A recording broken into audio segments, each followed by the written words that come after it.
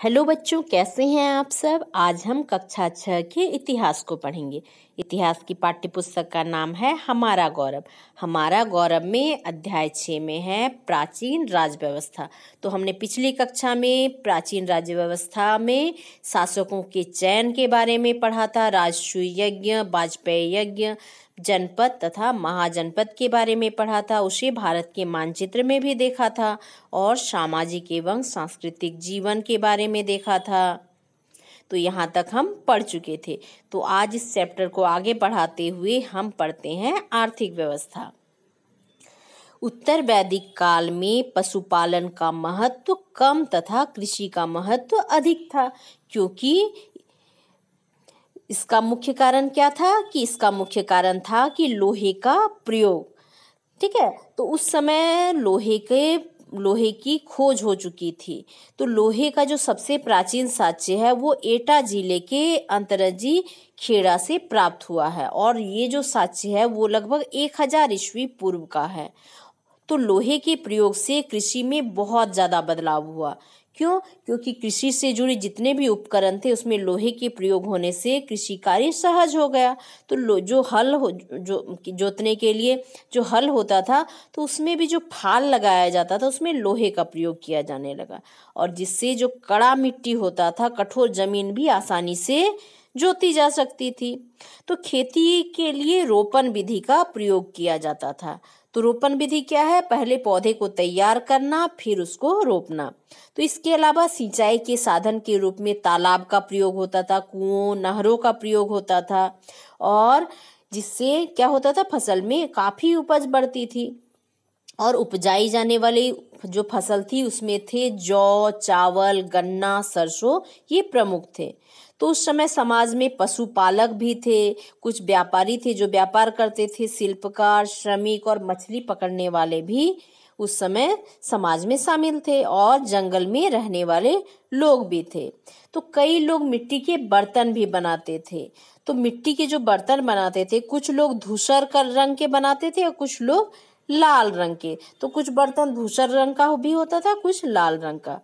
तो कुछ पुरास्थल में एक विशेष तरह के बर्तन मिले हैं, और जिसमें क्या है, सरल रेखा या फिर ज्यामितिक आकृतियों का प्रयोग होता है।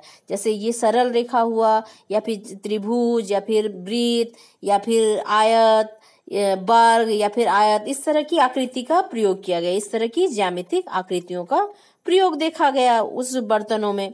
तो ये जो बर्तन मिले हैं इसको चित्रित धूसर पात्र के रूप से जाना जाता है। तो इस तरह के पात्र में ज्यादातर थालियां मिली हैं, कुछ कटोरियां मिली हैं, और ये जो पात्र थे बहुत पतली होती थी और चिकनी होती थी, जिससे अंदाजा लगाया जाता था कि शायद कुछ विशेष लोगों के लिए भोजन परोसने में इस बर्तन का प्रयोग होता होगा, क्योंकि ये बहुत हल्की थी, पतली सी थी और चिकनी थी, सुंदर सी थी, इसलिए अंदाजा ऐसे लगाया। देखिए यहाँ पे चित्रित कुछ धूसर पात्र हैं, देखिए कितने पतले से है ना, और इसमें एक ज्यामितिक आकृतियां इस तरह की बनी हुई है। तो इस तरह के पात्र उस समय प्राप्त हुए हैं उत्तर वैदिक काल के। अब देखिए, अपनी शासन व्यवस्था को चलाने के लिए राजा क्या करते थे, जैसे अभी टैक्स वसूलती है सरकार, उस तरह से तब भी कर वसूला जाता था। तो जो किसान का उपज होता था उसका 1/6 भाग जो राजा होते थे वे कर के रूप में वसूलते थे, और कृषि के जो कर होता था उसे भाग कहा जाता था। और जो पशुपालक होते थे, शिकारी, व्यापारी होते थे, कारीगर होते थे, उनसे भी कर वसूला जाता था। और जो लोहा का काम करते थे, लोहार, बुनाई करते थे, बुनकर, बढ़ई होते थे, सुनार होते थे, तो इनसे राजा क्या करते थे, कर कैसे लेती थी, उनको 1 दिन का काम करना पड़ता था राजा के घर में। तो इस तरह से उनका कर वसूल होता था। तो इस तरह राजा अपना खर्च चलाती थी। अब देखिए, यहाँ देखते हैं मगध और बज्जी जनपद का एक परिचय देखते हैं।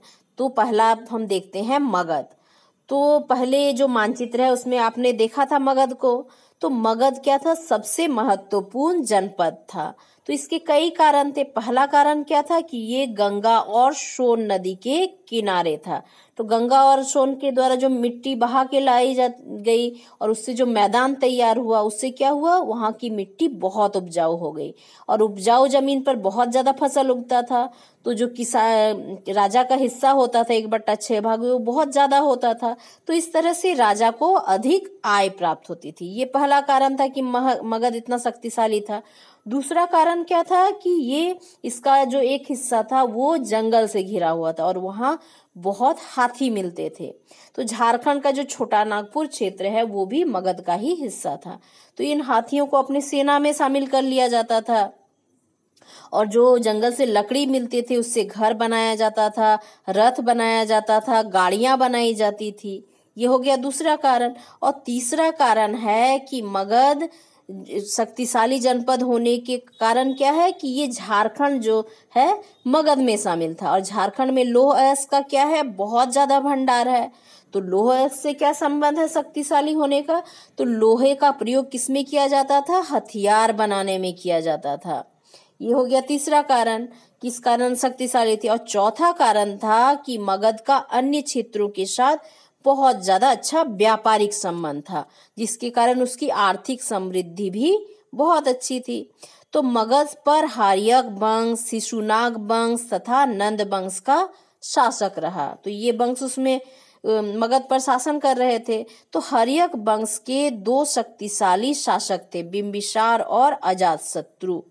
ठीक है, ये हर्यक वंश के शासक थे। तो बिहार में राजगृह जो वर्तमान में राजगीर है, तो ये आप सुने होंगे या फिर कभी मौका मिले तो जरूर देखिए। तो कई सालों तक मगध की राजधानी रही। मगध की राजधानी क्या थी, राजगीर। तो उस समय उसका नाम था राजगृह।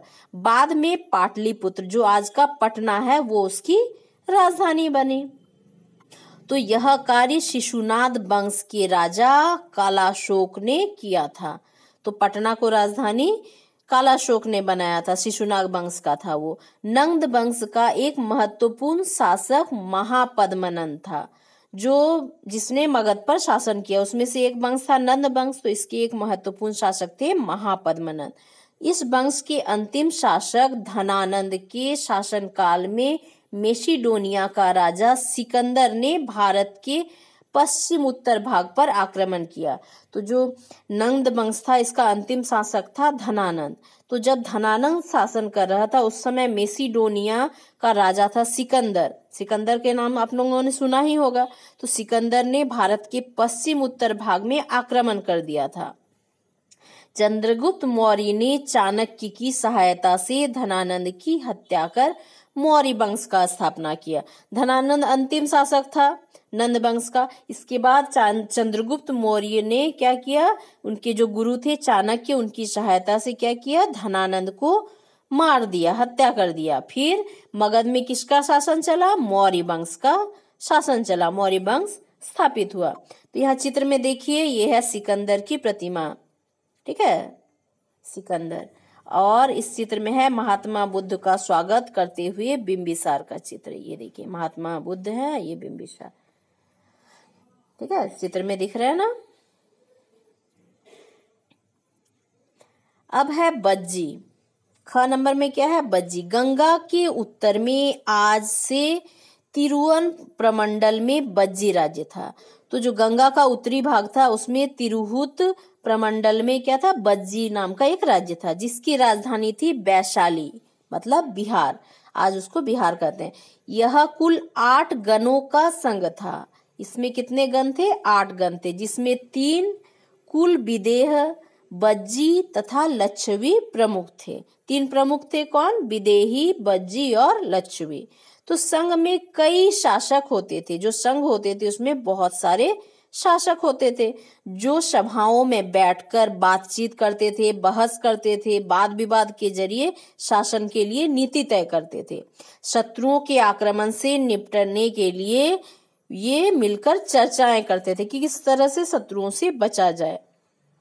स्त्रियों, दास व कर्मकारों को इन सभाओं में भाग लेने का अधिकार नहीं था। तो स्त्रियां इसमें भाग नहीं ले सकती थी, जो उनके नौकर होते थे वे भाग नहीं ले सकते थे, और जो उनके काम करने वाले होते थे वे इस सभाओं में भाग नहीं लेते थे। इसमें सिर्फ जो मुख्य लोग होते थे वे भाग लेते थे। बुद्ध और महावीर दोनों ही गण या संघ से संबंधित थे।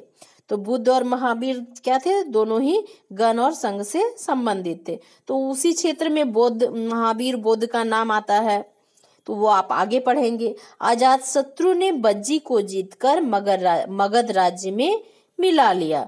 तो बाद में क्या किया? जो अजातशत्रु थे उन्होंने क्या किया? मगध को जीता और अपने बज्जी को जीतकर मगध में मिला लिया। गण एक शब्द यहाँ आया है ना, कुल गण। तो गण शब्द का प्रयोग कई सदस्यों वाले समूह के लिए किया जाता है, और संघ का प्रयोग, संघ का अर्थ है संगठन या सभा। ठीक है, पाठ को आप समझ गए होंगे। ठीक है, यहाँ तक आप समझ गए। इसको और अच्छे से पढ़ेंगे और अच्छे से समझने का कोशिश करेंगे। देखिए यहाँ कुछ शब्द हैं, जैसे साम्राज्य, किंगडम, राजा, किंग, सेना, आर्मी, युद्ध, वार, कर, टैक्स, सभा, असेंबली, प्रजातंत्र, डेमोक्रेसी, आर्थिक, इकोनॉमी। तो ये चैप्टर कंप्लीट होता है। आप इसको पढ़ेंगे, इसका क्वेश्चन आंसर हम अलग से करेंगे। तो आज के लिए इतना ही। Thank you.